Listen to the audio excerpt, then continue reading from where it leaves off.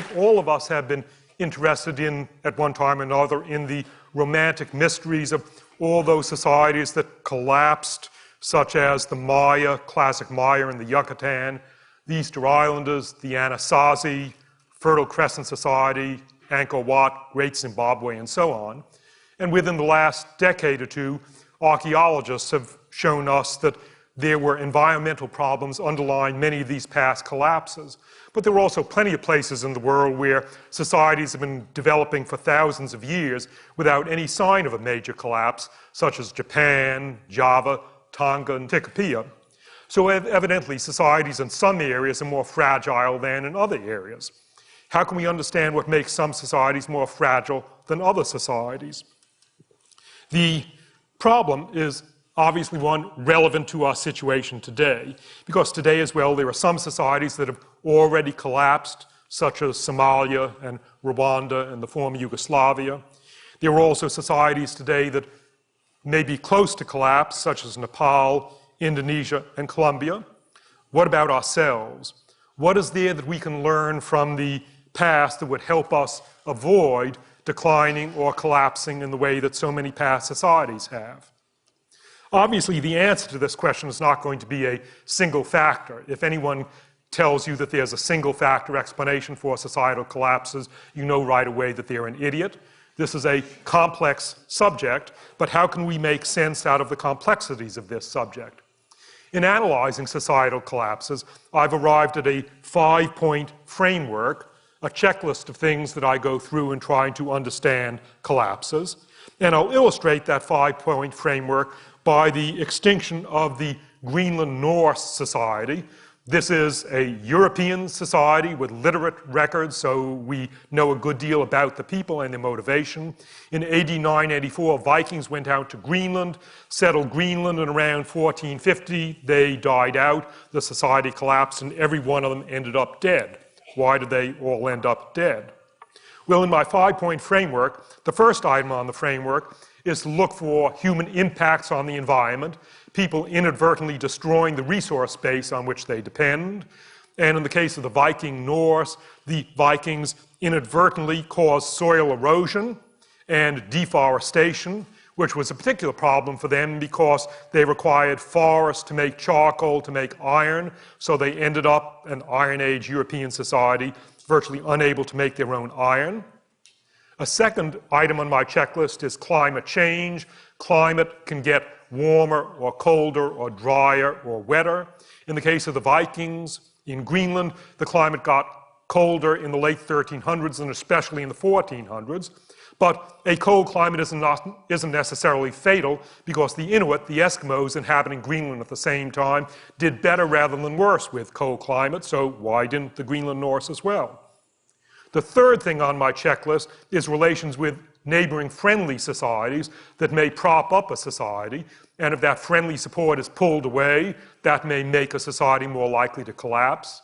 In the case of the Greenland Norse, they had trade with a mother country, with Norway, and that trade dwindled, partly because Norway got weaker, partly because of sea ice between Greenland and Norway. The fourth item on my checklist is relations with hostile societies.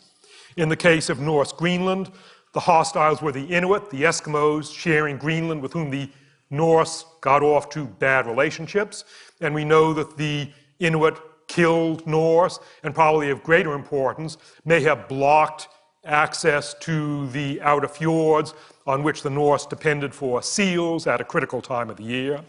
And then finally, the fifth item on my checklist is the political, economic, social, and cultural factors in the society that make it more or less likely that the society will perceive and solve its environmental problems.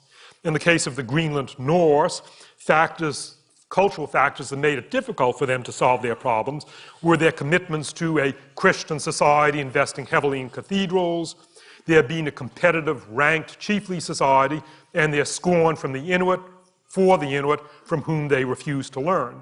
So that's how the 5-part framework is relevant to the collapse and eventual extinction of the Greenland Norse. What about a society today? For the past 5 years, I've been taking my wife and kids to southwestern Montana, where I worked as a teenager on the hay harvest.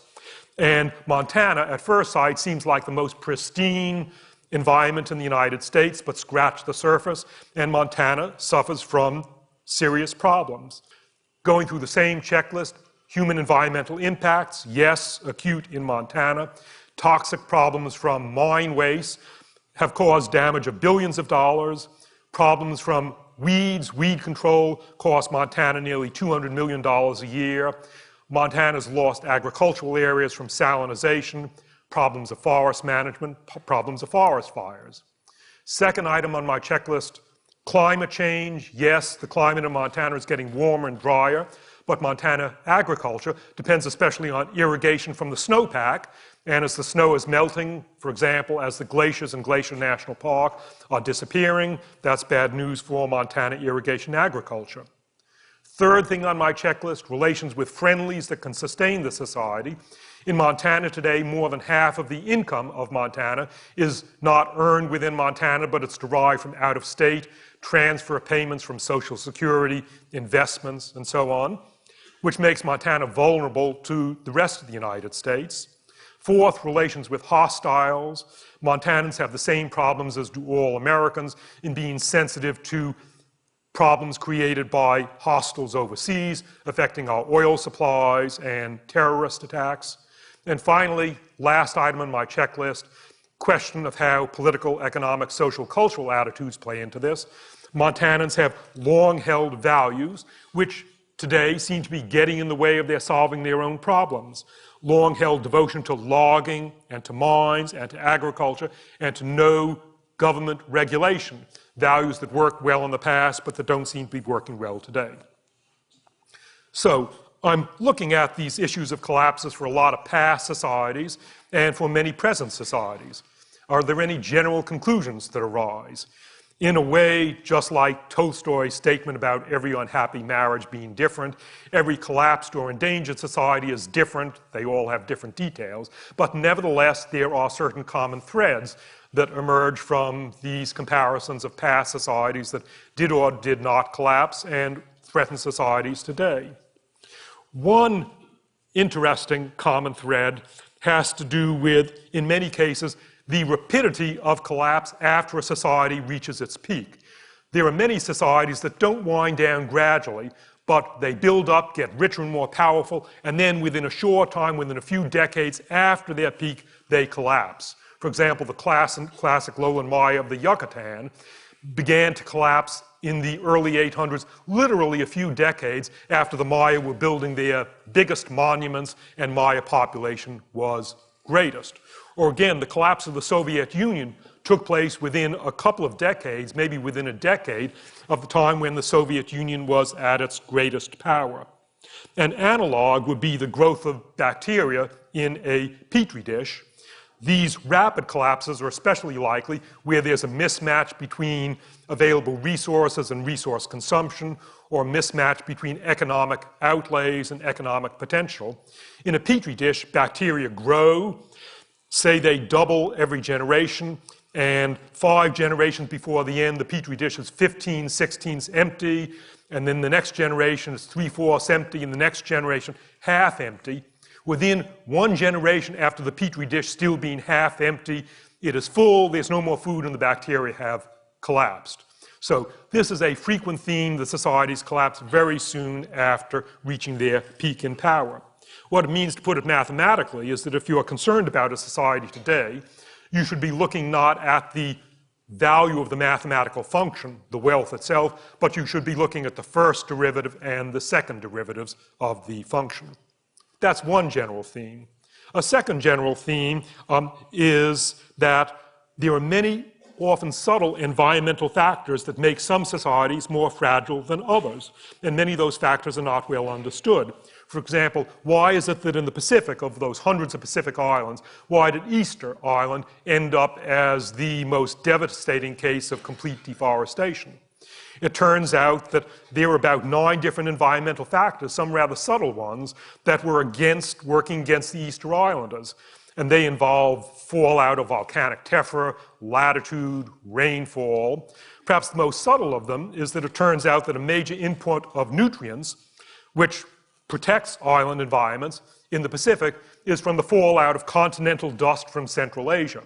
Easter of all Pacific islands has the least input of dust from Asia, restoring the fertility of its soils, but that's a factor that we didn't even appreciate until 1999. So, some societies, for subtle environmental reasons, are more fragile than others. And then finally, another generalization, because I'm now teaching a course at UCLA to UCLA undergraduates on these collapses of societies.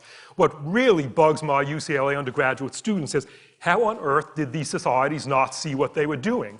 How could the Easter Islanders have deforested their environment? What did they say when they were cutting down the last palm tree? Didn't they see what they were doing?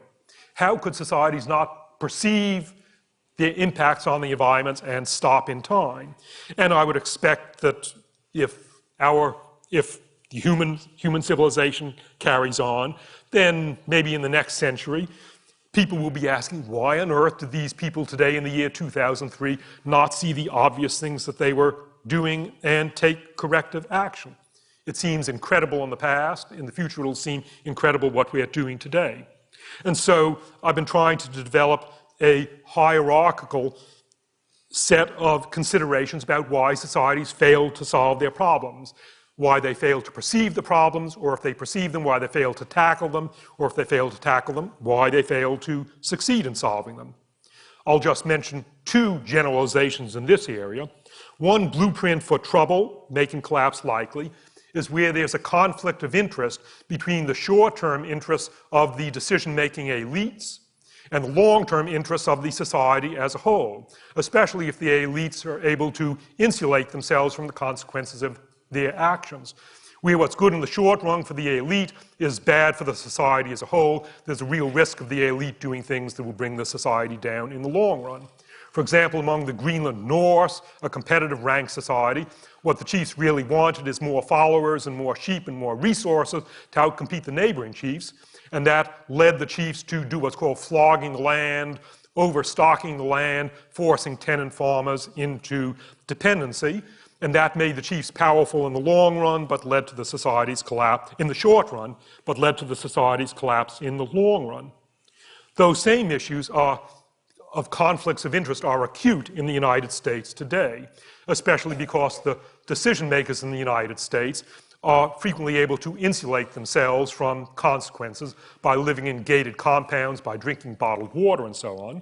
And it is, within the last couple of years, it's been obvious that the elite in the business world correctly perceive that they can advance their short-term interests by doing things that are good for them but bad for society as a whole, such as draining a few $1 billion out of Enron and other businesses. They are quite correct that that these things are good for them in the short term, although bad for society in the long term.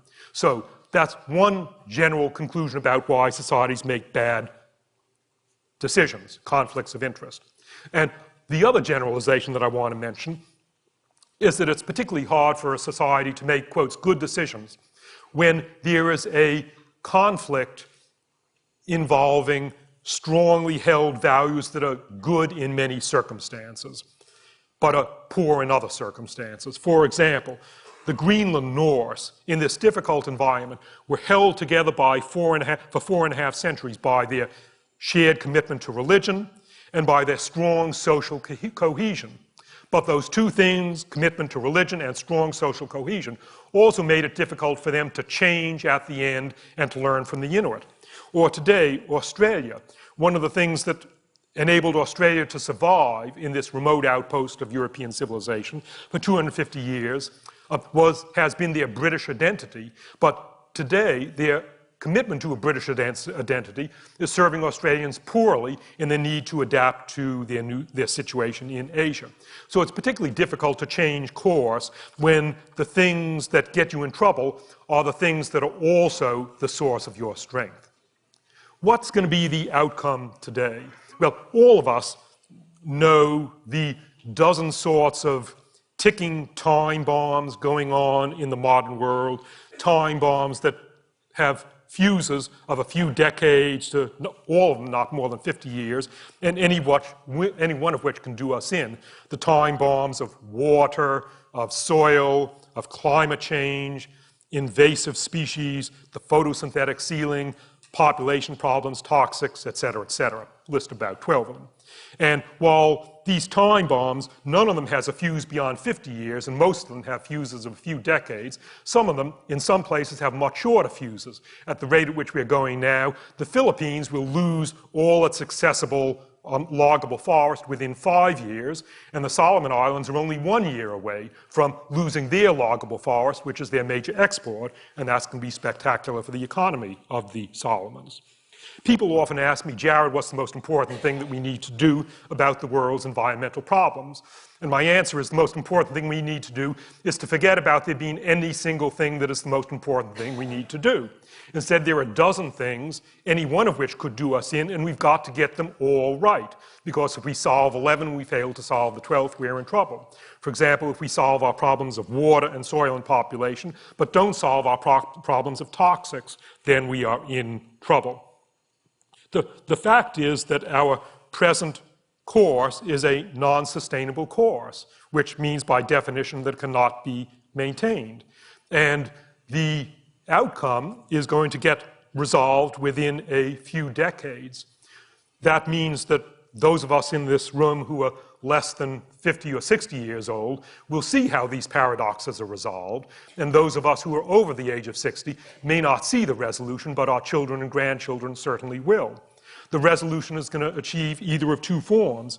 Either we'll resolve these non-sustainable time fuses in pleasant ways of our own choice by taking remediable action, or else these conflicts are going to get settled in unpleasant ways not of our choice, namely by war, disease, or starvation. But what's for sure is that our non-sustainable course will get resolved in one way or another in a few decades. In other words, since the theme of this session is choices, we have a choice. Does that mean that we should get pessimistic and overwhelmed? I draw the reverse conclusion.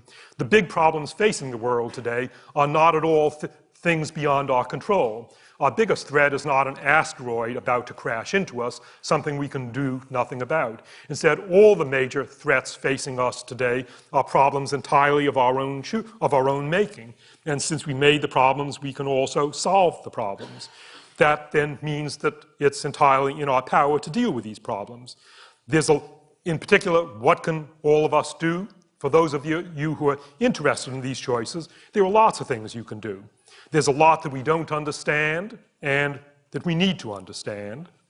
And there's a lot that we already do understand but aren't doing and that we need to be doing. Thank you.